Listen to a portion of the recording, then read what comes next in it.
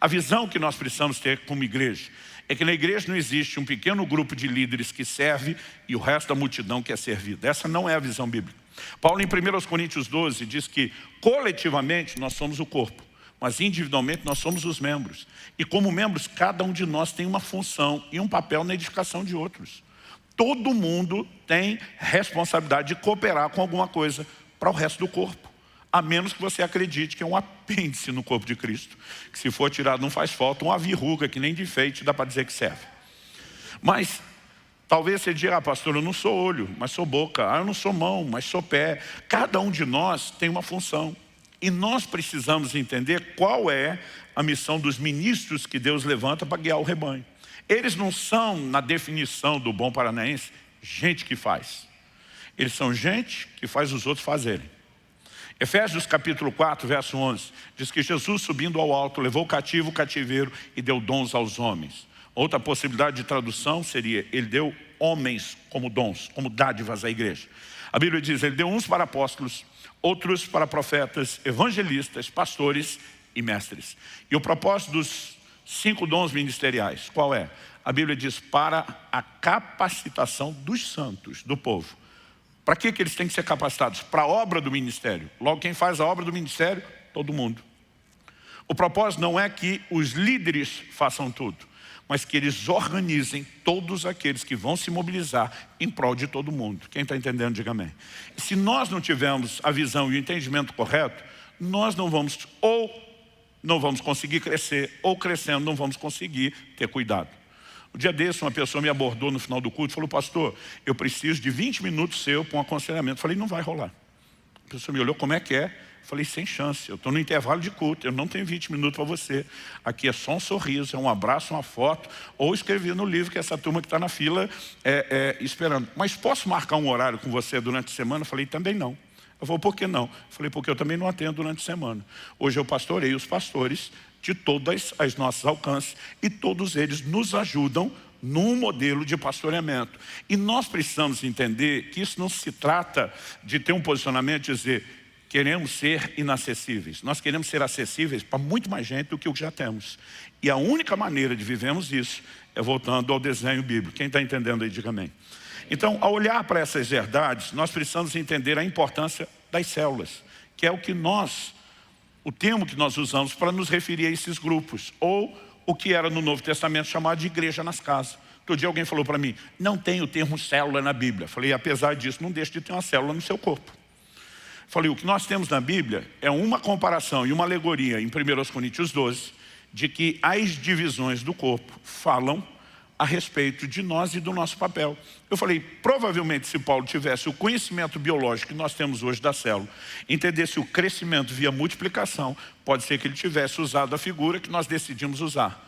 Mas apesar do termo célula que nós aplicamos não está lá, o princípio da igreja nas casas, dos pequenos grupos, de ter chefe de 10, de 50, todos eles estão lá.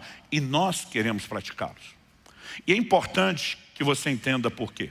Eu sei que não dá para toda hora dar satisfação de tudo o tempo todo. Mas de vez em quando a gente precisa de um alinhamento. Um dia alguém chegou para mim e falou, pastor, eu já vim no culto de domingo. Para que eu tenho que ir em outra reunião na casa durante a semana? Eu falei, são reuniões diferentes. Ele falou, tirando o lugar, qual a diferença? Eu falei, meu amigo, na reunião de domingo, na celebração de domingo, você vem para receber. Você não vem para dar. Na reunião de célula, a gente espera que você vá muito mais para dar do que para receber.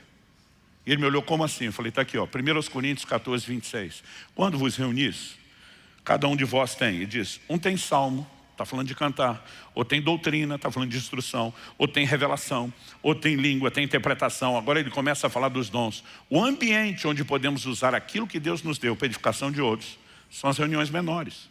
Seria impossível numa reunião como essa, com essa quantidade de gente, permitir que todo mundo participasse.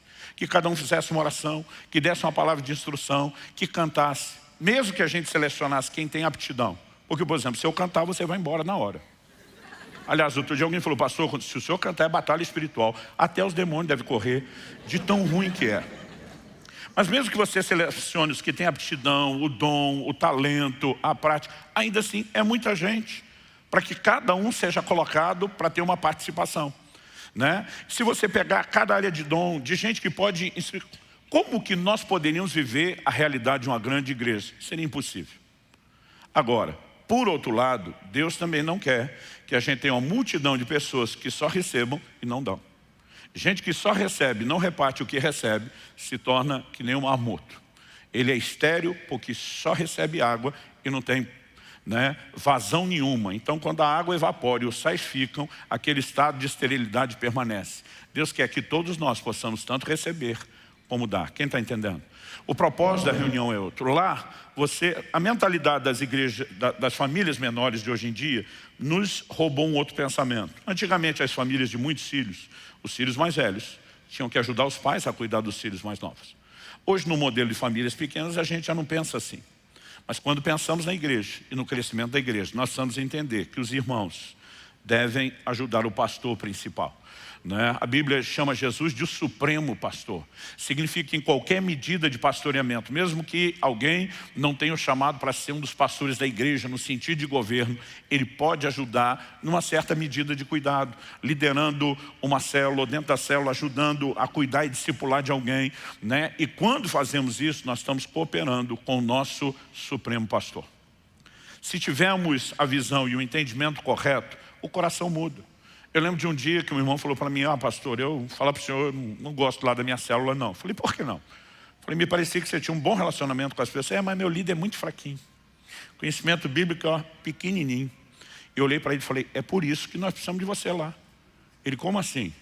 Eu falei: justamente por causa, honestamente, quando alguém já se compara com outro para falar que tem mais, eu já acho que tem algo muito errado. Mas eu olhei para ele e falei: justamente por causa de todo esse conhecimento e essa bagagem que você carrega, é que você pode contribuir na célula.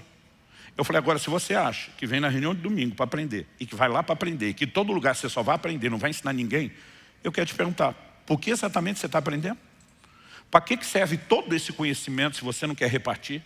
Eu falei: agora, se o seu líder não teve a oportunidade de aprender como você aprendeu, e pode ter alguém com você na célula ajudando, você não consegue ver nisso utilidade? Eu prefiro muito mais você debaixo da liderança de alguém que precisa do que você tem, do que de alguém que não precisa. Ele: pois é, acho que eu vou dar mais uma chance. Eu quero encorajar você a acreditar que nós estamos nos movendo dentro de um princípio onde todo mundo pode se alimentar. Por que Jesus não se reconheceu pastor da multidão? Porque ele é pastor de 12, gente. Sabe, é diferente apenas pregar publicamente para toda aquela multidão e o que ele dava para os 12. Quando eles discutiam entre si, já corrigia e chamava atenção. Como é que nós criamos os filhos? Algum de vocês tinha um manual? Segunda-feira dessa próxima semana, vamos ensiná-los a respeito de integridade, e honestidade. Não, na hora que pegou o troco a mais, a gente diz: volta a devolver. Isso não é seu. Não é assim que funciona. Em todas as circunstâncias que vão surgindo, a gente vai aproveitando. Os filhos brigaram, é a hora que a gente ensina sobre a forma de lidar com aquilo. Então, o convívio é que determina uma medida mais eficaz de discipulado e de pastoreamento. Quando a Bíblia diz que Jesus chamou os 12, a Bíblia diz: ele os chamou para que eles estivessem com ele. É esse relacionamento que gera algo mais. Precisamos do que temos aqui nos cultos e celebrações de domingo? É claro. Agora, é isso que define o pastoreamento? Não. Nem de vocês que congregam aqui. O que dizer das pessoas? Pensa num negócio, gente, que assim me põe à prova, me testa. É quando nos lugares que eu estou pregando por aí, viajando, ou mesmo quando me abordam em aeroportos, em tantos lugares, as pessoas dizem: o senhor é o meu pastor virtual. É a mesma coisa que apertar um botão que liga um vulcão dentro de mim. Eu falo: segura, segura, segura. Porque minha vontade é olhar e dizer: não existe pastor virtual. Eu sei que a pandemia permitiu uma inclusão digital, inclusive nessa mentalidade de cultos. Transmitimos reuniões, porque muitos das nossas ovelhas no início, quando estavam viajando, diziam: não queremos perder culto, não queremos estar desconectados. Temos familiares que ainda não vão à igreja, temos pessoas em tais lugares. Começamos a abrir isso e dizer: vamos alcançar. E às vezes nós temos mais gente assistindo a reunião online do que o que temos aqui no presencial. Sem contar o alcance, que a própria gravação gera depois. Mas chamar isso de pastoreamento, eu não posso concordar. Porque se Jesus, que dava a mesma coisa, o mesmo ensino, podia até tocar as pessoas ministrando, não se reconhecia pastor pelo que estava fazendo, eu vou dizer que eu sou um pastor virtual de alguém. É lógico que as pessoas podem dizer, você me ajuda, você me ensina, mas isso não é, nunca foi e nunca será pastoreamento. Então é importante que isso seja entendido. De vez em quando alguém diz, mas pastor, não rola uma conversa com você? Eu falei, hoje eu cuido e apacento efetivamente, eu e minha esposa, um casal dessa igreja. Desde dezembro de 2018, que é o Marciano e a Adriana, que assumiram a liderança da igreja, que nos ajudam a cuidar dos demais pastores, que ajudam a cuidar dos demais coordenadores, supervisores, líderes de célula, e que procuramos todos juntos estender cuidado. Porque se pensarmos que o pastoreamento envolve relacionamento, não dá para pensar de forma diferente. Agora, Jesus, quando estava multiplicando pães, ele não foi direto para a multidão. Ele está dando aos seus discípulos, aqueles que ele apacenta.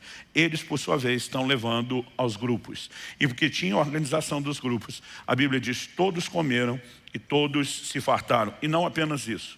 A Bíblia diz que eles voltam com 12 cestos cheios. A gente descobriu que nesse sistema, aquela pessoa que está sendo alimentada e pode ajudar a alimentar, ela nunca fica desprovida.